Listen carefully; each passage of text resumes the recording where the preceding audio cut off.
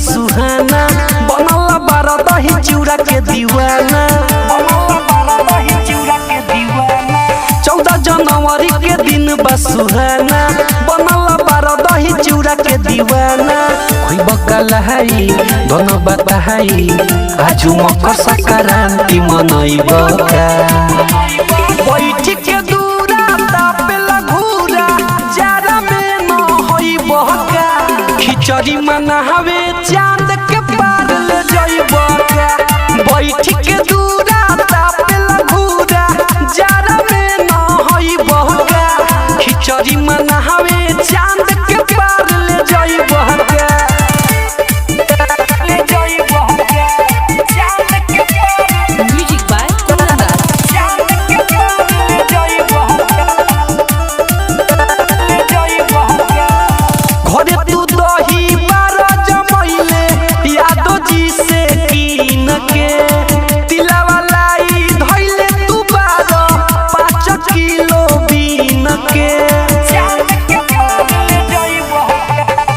घरे तू दही बारा जमैले यादो जी से कीन के तिलावा लाई धइले तू बारा 5 किलो बीन के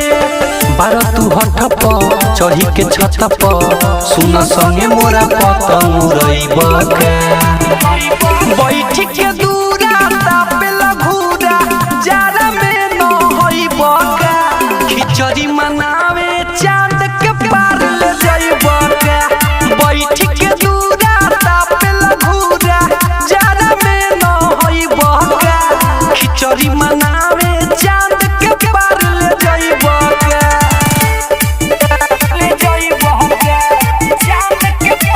म्यूजिक बाय कोलंदा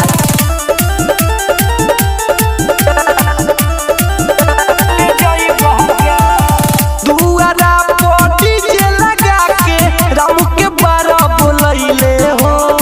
रोशन रीतिक लुदन सानू संगे कमर हिलैले हो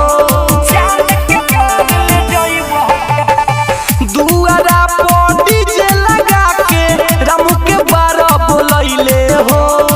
अजित अंकुश रवि रंजन संगे कमर हिलैले हो मिठू मुरारी करी तैयारी अरुण के बोलैबो का